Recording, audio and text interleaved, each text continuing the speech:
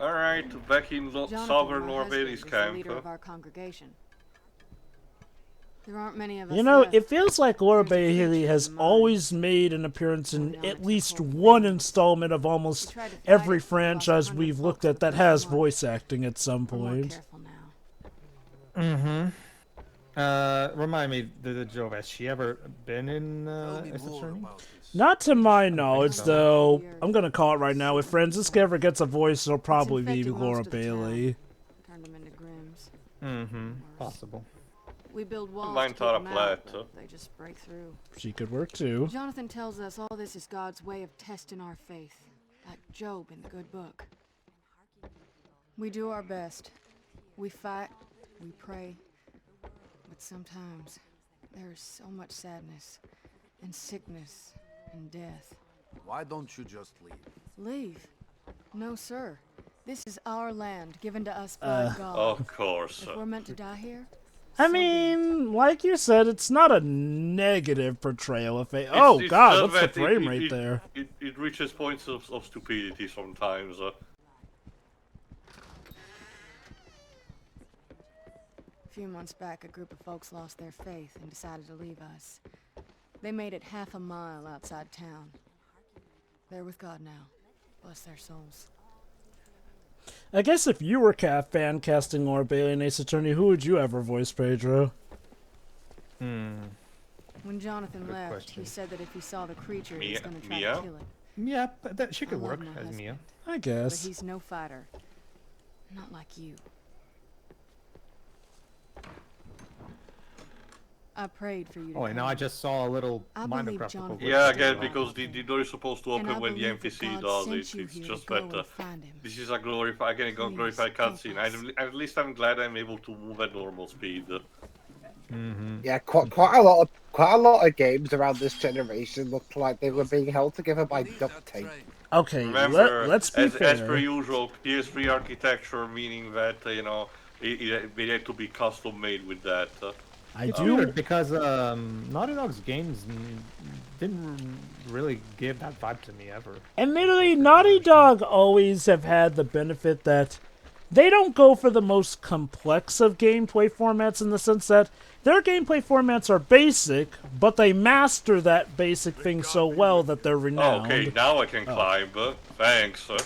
Like, oh snap, we got ghouls. Alright, time to introduce those enemies that you loved in 2, Jova. Grims that explode. Did we have Grims that could explode in the last one? Yes, you did even notice them. Oh, right, well, in yeah. this case, they're a bit more gruesome, as you can see.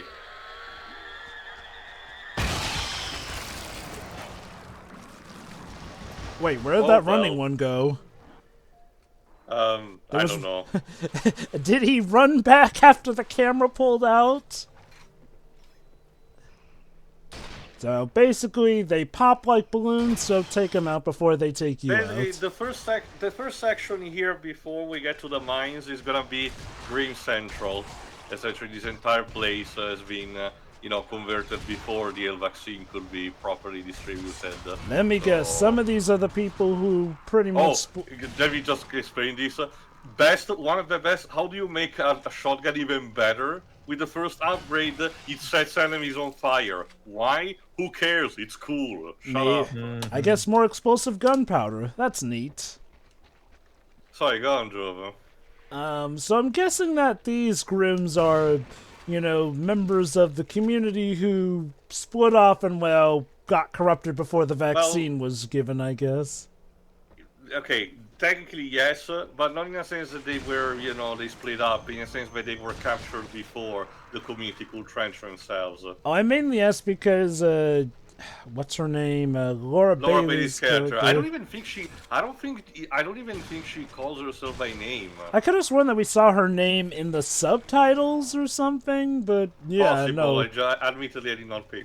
Regardless, I did not pay attention. Sorry, go on. I guess like the leader's wife mentions that some people split off from their community and they haven't heard from them since, which made me wonder if that was foreshadowing for some of the Grims. It's more of a case that there's a particular Chimera roaming in the mining tunnel. We will see. We will encounter at the end of this part.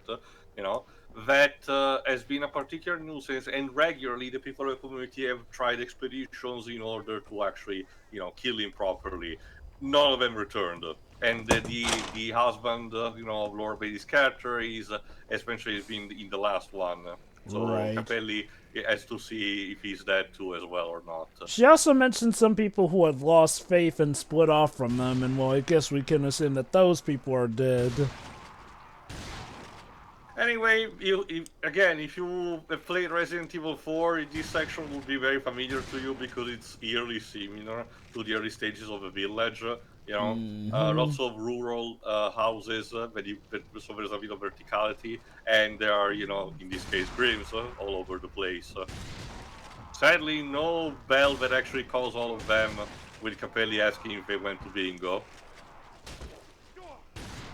Again, the only voice lines that we have from Capelli is if he actually gets hurt. Basically, we just have Robin Atkin down say, "Oh," sometimes. It truly boggles the mind. Like, I have to wonder, in their scramble to appease people after whatever reception 2 and its ending got, did they think that people hated there being more character and dialogue from the person you played as? I thought, okay, ow. Fucking leaper. The only explanation I can think of out of the top of my head, and even then it feels more of a stretch even if I think about it, is that similar to the first game, they wanted to have a sort of a compromise where the fact of the character not speaking was a staple of a lot of FPSs, both old and mid school at that point. But like he said, it creates a bit of a jarring moment where, Capelli turns, like he said, into Gordon Freeman out of nowhere, where NPCs discusses with him all the time, and he says nothing. I mentioned multiple times Doom 2016 during these runs, and both that game and its sequel, Eternal, did actually create a way to actually have this technique of the NPCs talking while the Doomslayer did not say a single line. But in this, it feels like in the levels, the characters are expecting a response from Capelli, but he never gives to them. It makes me wonder if, they ran out of time before the voice lines could be properly recorded. I don't know. It just feels odd at the end of the day. It does. Deliberate more than anything. Again, I will say, Resistance is definitely one of the game series that confuses me the most with its development. And you know what's the funniest part, Jova? What? I was thinking I basically had this modernization these days, not technically the second entry. In this case, still a sequel, to a franchise in which the character gets a new voice actor in the form of Robin Atkin Downes and speaks only in cutscene, but barely in gameplay, with a slight bit tinge of edgy-tone. This is Warrior Within all over again. Yeah, Seems a bit of a waste you get someone like. Seems a bit of a waste you get someone like Robert Atkin Downes, and yet you barely have him say anything. If I had a nickel, I would have two, which wouldn't be much, but it's already happened 2 times already. It's funny because with Prince of Persia: The Warrior Within, that was the series doing that sadly common trend at the time of trying to make series more darker and serious, but this series was already dark and serious. And at the very least, for as stupid as we sounded, the Prince did had, mid-battle quotes like, "Oh, you're not worthy of my blade." Yeah. Stuff like that at the very least. I get the idea why Capelli would not be the kind of guy that in this case, again, since it's a completely different character now, he will not be the one to, be a wisecrack and have Duke Nukem style quips every 2 seconds like hour after every kill. I get that, and I would ever prefer that than what happened with Duke Nukem Forever, admittedly. But give me something, anything, at least basic responses to the NPCs. It feels like, we lose on both fronts. On the one hand, I think that having a wisecracking protagonist could have been a somewhat interesting change of pace, but okay, maybe some people wouldn't have liked that. Well then, at the very least, give us a guy who talks, like Hale did in 2. Hale had a few snarks here and there, but for the most part, he was serious, but it helped so much that we got more of a personality from him in 2, whereas... okay, I'm not saying that strong and silent can't be a thing, but we got practically no personality whatsoever from Hale in the first game, to the point Again, where... I wouldn't be too surprised if when making Retribution, Bend Studios took a look at how the gameplay and characterization were structured and were like, no. Let's instead do it more traditionally, like we did with the Siphon Filter. Because like I said, the protagonist of Retribution, I have to warn you already, like he said, is not particularly likable, but he talks, and he occasionally does have, sometimes a one-liner when killing the Chimera. Not in a sense of, coping with the situations or anything. It's just that, he has a bit of an immature type of, personality due to a trauma that he has at the very beginning of the game. You'll be able to see eventually, but my point is they found a justification to have more organic dialogue in the game, Yeah. despite not having to transform the game into a comedy. That's what I mean. Okay. For the sake of argument, maybe this game was still in that growing pain period where people were getting more used to, stuff other than the gameplay getting focused, story, dialogue, and the characters. That's not to say that wasn't already a thing. No, that clearly was a thing as early as, 5th gen at the earliest, latest 6th gen, but I do wonder if, again, part of their solution was to focus less on the character and story and focus more on the gameplay for this. I mean, we could be speculating until the cows come home on this, but it really does just boggle the mind because each Resistance game, at least of the free mainline ones, each of them feels weirdly different in very strange ways. Not different in the way that Sonic games could be before they nailed down a formula. At least the identity of the series felt relatively consistent enough, but these feel like they could be in different worlds at times. The first Resistance game had arguably an interesting narrative. The legit one issue was that the guy we were playing as was a literal plank of wood. Spoke I'm gonna be honest, maybe 10 lines at most you said, in the story. 10 or less, roughly. And, we had no personality off of him whatsoever. So then 2 does go for a grimmer, darker one that arguably does give an interesting identity. Even gives the protagonist more of an identity just to callously kill him. So then in comes 3, which I guess has a bit of a hope shot, but Jesus Christ, the protagonist that you've been following the last 2 games still was kind of just thrown aside, and now you're playing as the guy who killed him without even really reflecting on that. Holy cow, for as much as I critique about Apollo Justice, that game at least feels like it is trying to look at the consequences of what happened in regards. This is like if Apollo Justice just went, oh, Phoenix lost his badge, and that's it. No mystery about it whatsoever. Just, he lost his badge, deal with it. This... As in the actually lost his badge and it'd be some... he fell behind the sofa, but he couldn't find it, and as a result, the rules of Ace Attorney mean if you can't find your badge, you don't get to practice. Honestly, Dreams, You're a loose cannon. Yeah, sorry, no, go on, Pedro. You're a loose cannon, right? Hand over your badge. That's the thing, Dweebs. At the very least, there will be an explanation. Jova's point is basically that it will be just a thing that happened, and it's never elaborated upon. Not even as a joke. Because, yeah, even getting what we did at the start of this game, I still don't feel like I fully understand what was going on at the end of 2, honestly. It's just that insane an ending, and not in a good way, sadly. And it is, sadly, one of those cases where... Again, talking solely about the solo player content, that ending could honestly ruin the experience for me.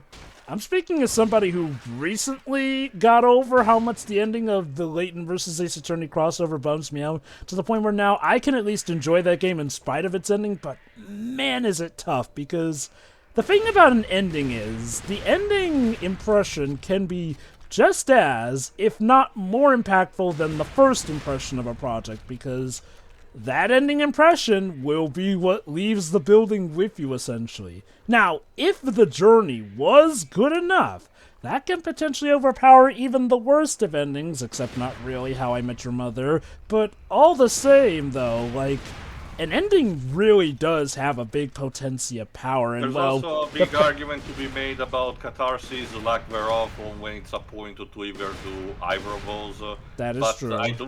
I don't think it really fits this franchise for the time being. Although it's like you mentioned, apparently the reception to that ending was so bad that apparently did affect development of this game and how they handled stuff, so that just again goes to show that just because you're at the ending does not mean you can afford to slack off or mess up.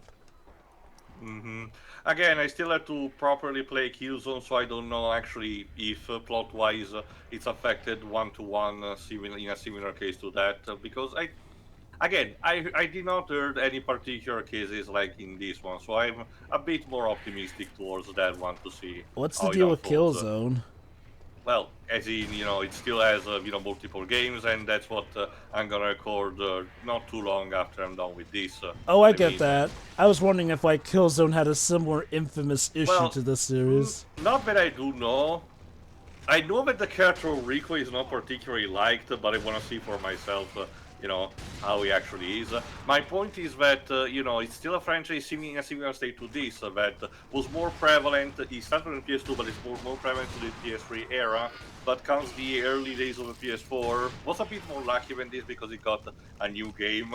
But afterward, it's now largely forgotten, and neither the developer nor the publishers have seemingly any, particular interest in of bringing it back up. I will say this, I think we're far enough in the series where I can officially say I do wish that they had ways to balance out the difficulty better, because Jesus, these hordes of enemies seem just overwhelming. As you can see, however, I'm playing on normal, and I'm not having any particular trouble fighting Ilpak or managing my health. As you can see, I didn't even edit any particular, jump cuts, because, like I said, these screens are relatively easy, and the shotgun is a good crowd control stuff. So, That's fair, I again, guess. if you're having trouble, you could always play on easy for this one. So, yeah, like you've alluded to, this is the game that handles difficulty the best out of the Like three. I said, towards the end, it will become bullshit. Don't worry, Jova. By that point, you'll be able to see just how dickish it can be, and your point will probably be actually valid. It's just that I can tell you that for the vast majority of the journey, it's a much more decent experience. And combined with what the gameplay improvements do have, like I said, this is the de facto better of the three games to play. Definitely. Like I said, it's just that the only way I can properly enjoy it is in an arcade type of mode, where I have to ignore most of the story.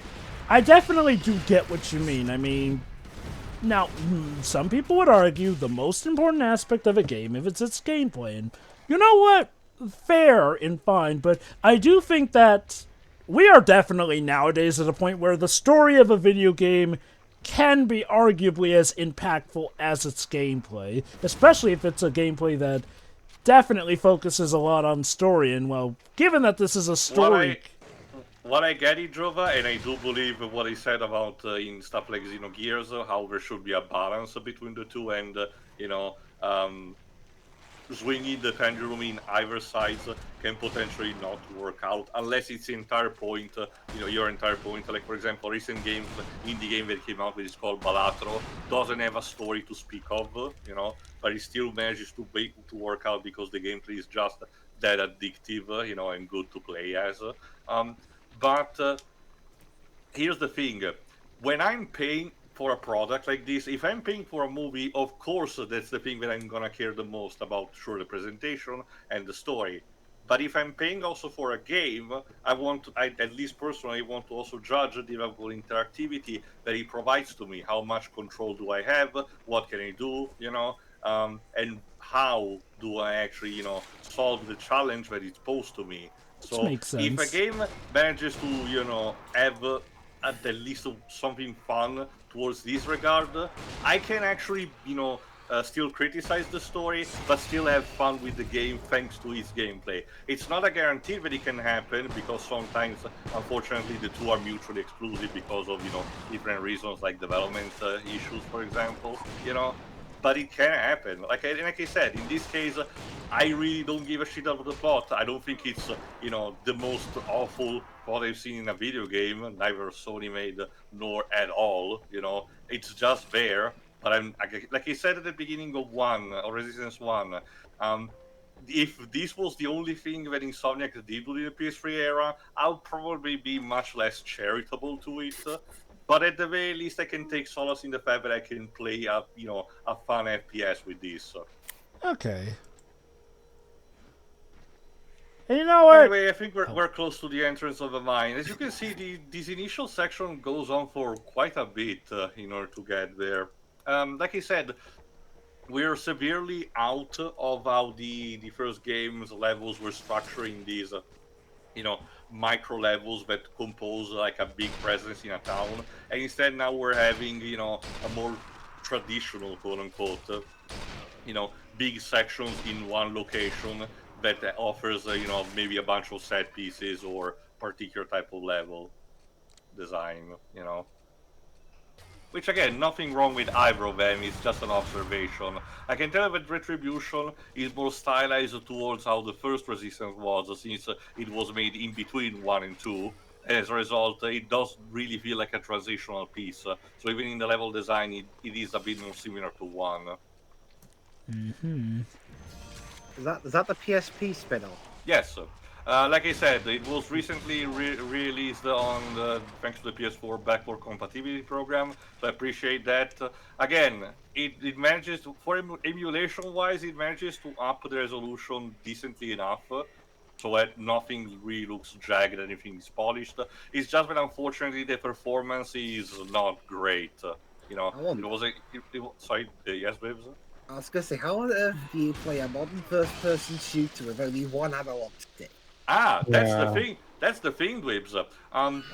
Probably when they made the game, they had some level of hindsight or something, because the Retribution is one of the few PSP games which was compatible with the remote play function of the PS3, and as a result, it had an option where you could use the actual, you know, DualShock controller, you know, to play it with a remote play, and this emulated version immediately registers that, you know, and assumes that you're playing with an actual DualShock controller with two analogs. So thankfully, you have a decent aiming and camera movement with the right analog stick. So at the very least, we're covered on that. At the very least, It's a good point about them thinking ahead, because if I recall correctly, remote play with the PS3 was not nearly as common as it is with the PS4 and PS5. It was just a gimmick that was done for, you know, for convenience sake, but not many people utilize that. It was also carried over with the Vita. The major thing that I remember about it was that by playing Sly Thieves in Time, you could use the PS Vita to scan the area similar to the Wii U gamepad in order to find where the bottles were in the level, which is a neat gimmick, but a bit superfluous, if you ask me. Mm-hmm. But, you know, still, it was actually a decent enough option. It's a bit similar to how the PS4 and now the PS5 give you, you know, streaming options. Maybe you won't be able to gravitate towards them immediately and are not in the immediate future that you would use. But, you know, they are a good source of convenience, I guess. True. Shame that, like I said, the PS Vita unfortunately does not really do that. So I'll have to improvise when it comes to, you know, event. If I ever get like a cable component for very dirt cheap, I will give a try to, you know, Burning Skies. Do Black Ops Declassified. Can you remind me what that is, Lives? It's that Call of Duty PS Vita game that nobody liked. Okay, I did not even know that much about it. Put it this way, even IGN, who at that point were absolutely high on Call of Duty at the time, even they didn't like it. Wow. What did that game do to tick people off that much? Because when I think of bad FPS done around the area, usually I think of Umbrella Corps from Resident Evil. Apparently, Black Ops Declassified is just a really shittily made FPS. a bit similar to the Wii U. The PS Vita, unfortunately, was not able to gather a lot of third-party support.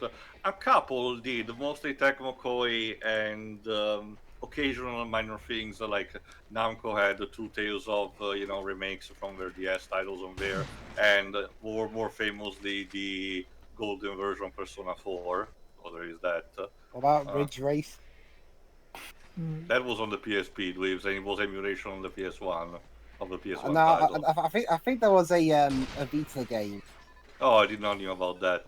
But then As again, for, like on.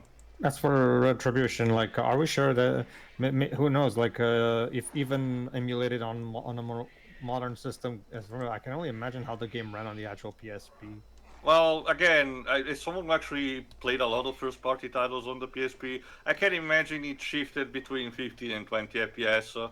While the emulated version stays a bit more close to 30, sometimes it still dips. Like Unfortunately. I played Twisted Metal Head On the PSP, and that ran pretty smoothly. Ow.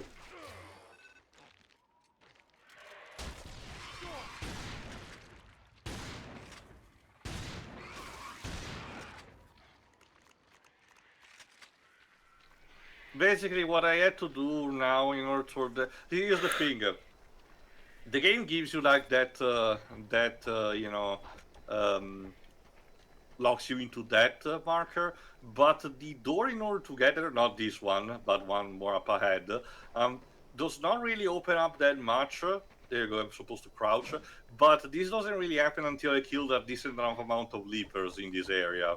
Interesting. So, slightly unintuitive, admittedly.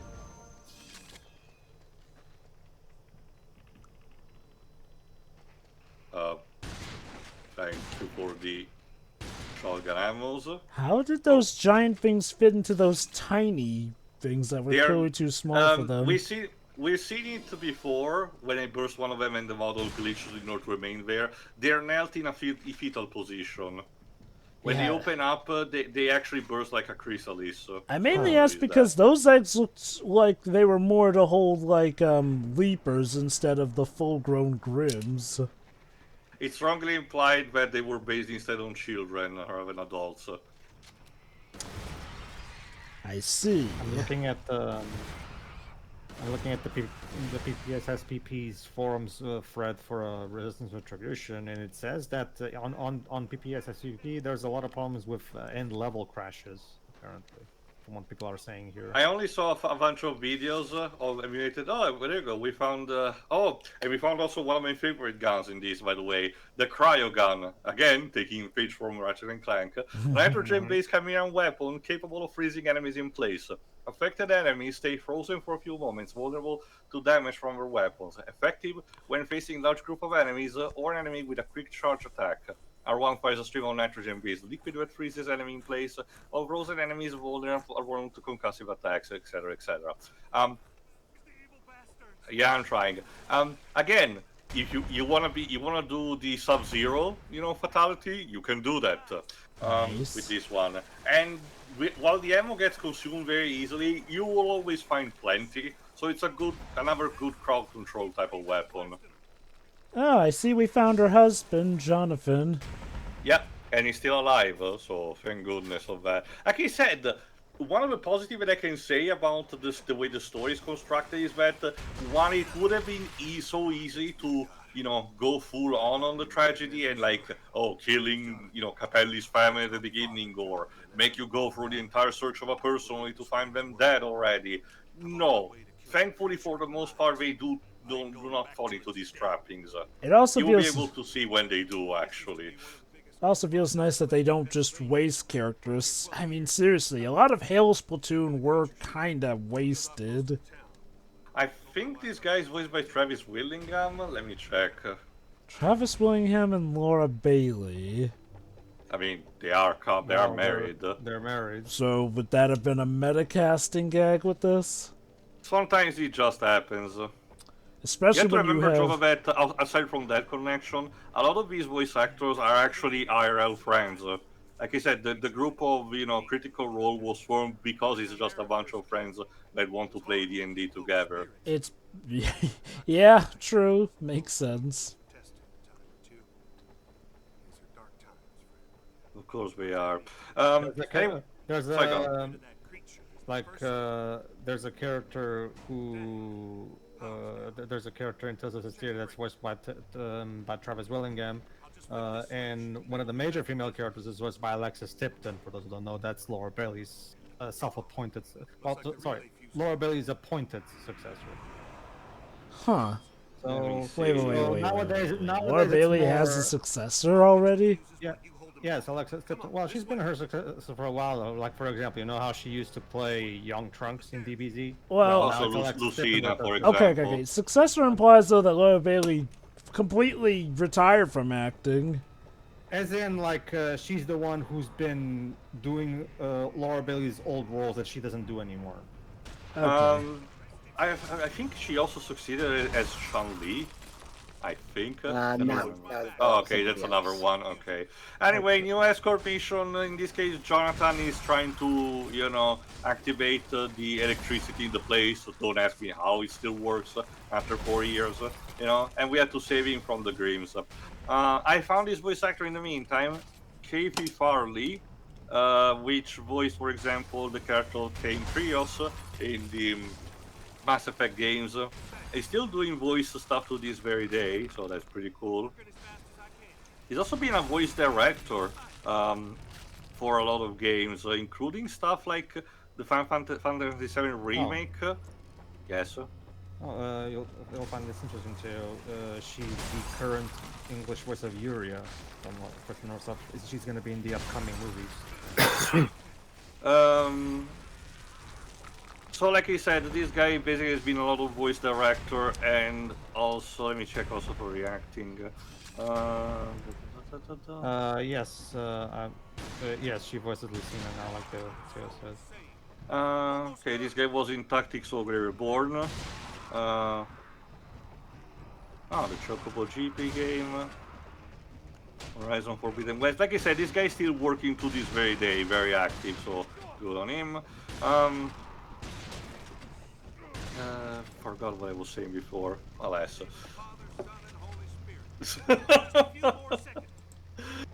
Get it? Because this guy is a preacher. Guess it's not the worst dialogue. No, like I said, Jova, you can take it as the traditional Insomniac humor, just taking into a more subtle kind of context. True. It's cute more than anything. Basically, what the secondary fire of the cryo gun does is to produce a blast that shatters the enemies that are frozen. So again, if you want to do the Sub-Zero kind of thing, you're good to go. So what does it do? Like super cool them enough to give a heat blast that'll crackle them up? Not heat. It's just like a force wave kind of blast, like this. Jonathan is hurt and needs help. I can't live with my body Superfly. But no, like Theo said, like Duet said, I'm guessing Laura's still voicing Chun-Li to this day?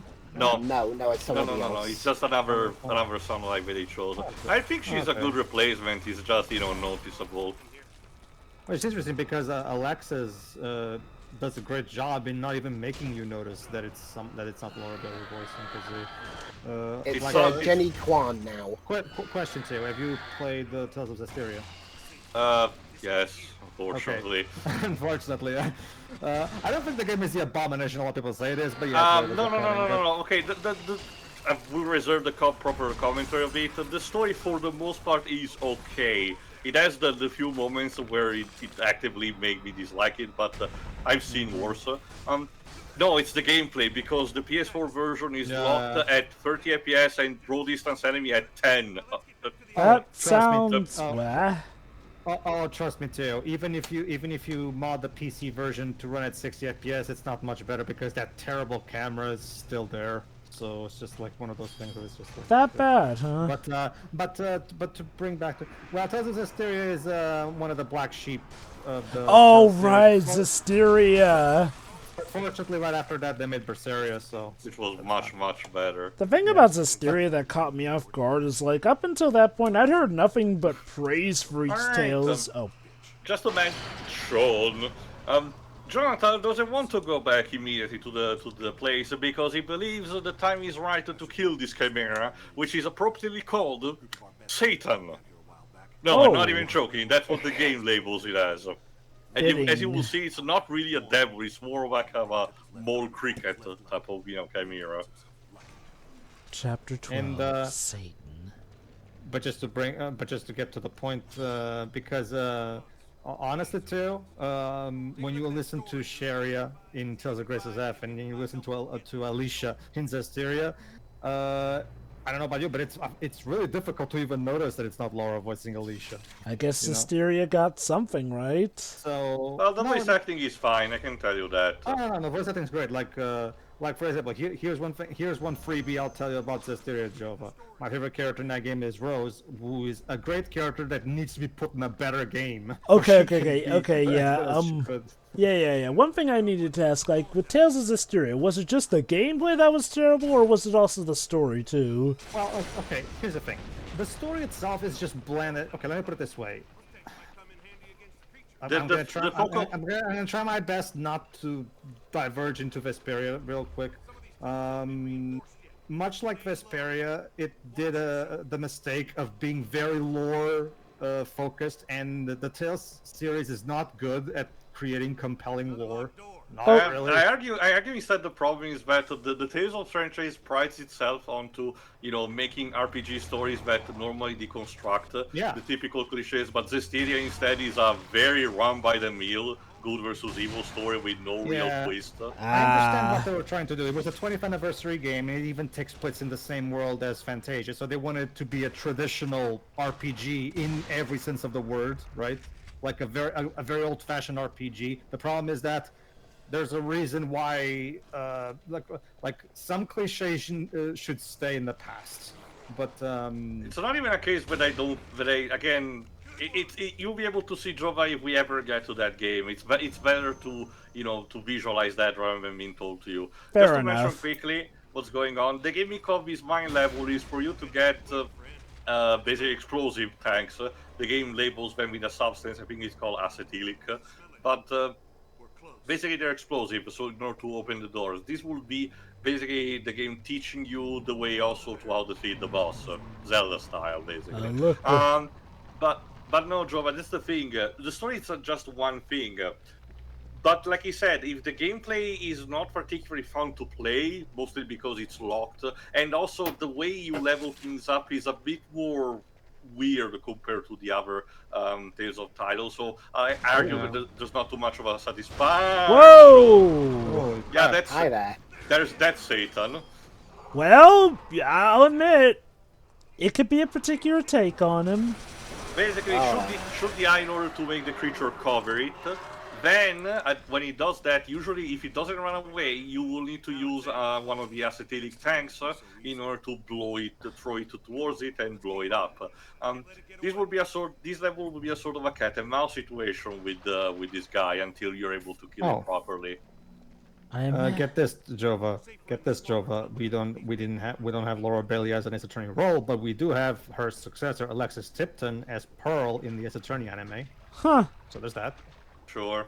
Because remember, Ace Attorney, the anime was dubbed by Funimation, and Alexis works a lot with Funimation. So.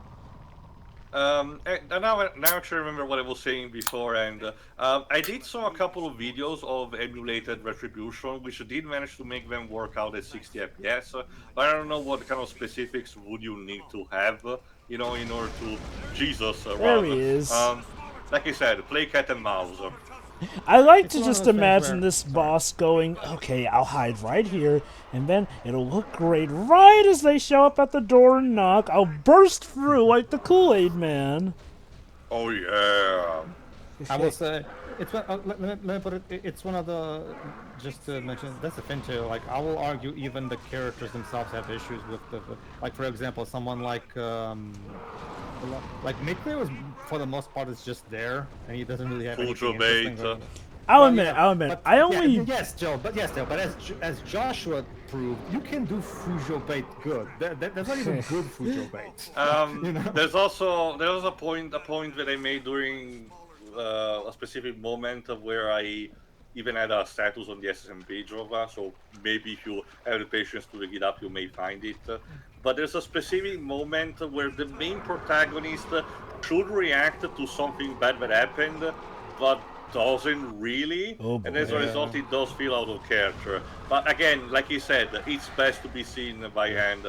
I just want to clarify. My fascination with Hysteria is like, well, when I was starting off with this commentating bit back in 2014, I had heard almost nothing but praise for the Tales series. Like, each The PS3 title era actually was very successful for them with the titles that they released. So Yeah. they had a good momentum. It's just that unfortunately, the Styria put a stop to it. Oh yeah. Like that's the thing. Like, as far as I had known, even if some of the games had their detractors every now and then, they were still all regarded as classics. And but even- then Hysteria, okay, even that- Hysteria didn't just throw a wrench into things. Hysteria was like absolutely hated.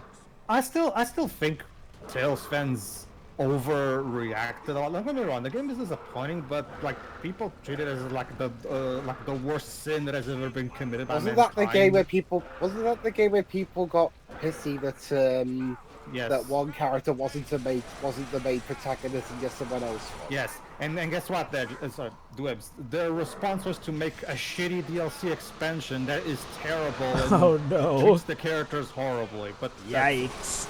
Okay. Then whatever. The point Yeah. is, don't worry about it because it's not as bad as it seems. Because right after that, they made Berseria, which was excellent, and Tales of Arise is basically the Tales series Breath of the Wild moment. Basically, Jova, these days, the reason... anyway, just to mention, Johnatan has been injured by the fight and he cannot accompany you. Don't worry, he's not gonna die. Thank God. But that means Capelli has to kill the beast. And like I said, the fact that Capelli doesn't respond to Johnatan is just more aggravating. It is. It really is. Like I said, basically, the rest of his level, you play cat and mouse. This was just sort of a tutorial with Johnatan telling you what to do, but now you're basically on your own. Basically, Jova, the only reason why these days you don't see a lot of the Tales stuff, it's mostly up to the publisher's fault, because Namco is having a weird moment in treating its IPs, where the stuff that they release is actually not that bad. Tekken 8 recently, for example. It's just that these days they seem to be finding more lucrative on the licensed stuff like the Shonen Jump games, which, to be fair, I get it, and I will take that over not going back to pre-2010s, where they did not localize half of the games, particularly, 2010 stuff. But as a result, a lot of their IPs are just dormant for no reason, and when it comes to re-release stuff, they seem very arbitrary. Like, we got the Klonoa, and the Pac-Man World, remake. Well, yeah, also by Title's release. And again, like I said, I still don't know if it's up to them or Nintendo. It's a co-owned thing. Well, no. Here's the thing. Let me put it in this way, Joe, that you'll understand. Okay, you know how Sonic Frontiers became the highest-selling 3D Sonic game ever, right? Yeah. And Sega has actually been capitalizing on it. They even mentioned recently their plans of, having yearly re-releases to fill time while Sonic Team cooks, right? Mm-hmm. Now, recently, Jova, Tales of Arise, which was basically, to make a long story short, it's the Tales series Breath of the Wild moment, and it's a fantastic evolution. It even uses Unreal Engine 4. It has a higher budget, much more appropriate, while still retaining what makes a Tales game, right? And guess what? It's the highest-selling Tales game ever. Nice. It recently reached 3 million units. Now, take a wild guess what Bandai Namco is doing to try to capitalize on that momentum. They release an expansion 2 years later. Okay, nice. And what's next? Another remaster of Tales of Symphonia. Okay, to be fair, it's not on Switch, so yeah, I guess it makes sense to make the re-release. But I guess, again, only the first one and not Dawn of a New World. Again, I heard bad things about it, but that's not an excuse to not re-release it. Come on. I enjoyed Dawn of the New World for what it was, but even if you hate that game, fine, I'll concede that. There's still that. The fact that the PS3 release had the sequel packaged with, and this doesn't, is kind of stupid. Whatever. The point is, and that's it, Joe. But they haven't done anything else to capitalize on this momentum. Even though the Tales series now is technically more popular than it's been before, because again, Tales of Arise sold 3 million units, which by the standards of the Tales series is massive. Like, I mean, I'm not even a big Tales fan, and even I'm aware that, like, the Tales series is kind of one of the announcement of the DLC for Arise kind of caught everyone off guard because they thought that the game was kind of done. Anyway, final fight against Satan. Once again, you need to get the acetylenic tanks in order to blow it up. But as you can see, we did have a bit of variety also with the cart section. I'm guessing. So at the very least, there is that. I'm guessing the reason behind his nickname is, well, you're down in the deeper depths, which he rules. Yes, and again, because this is a religious community, you know, they went with that. That being said, too,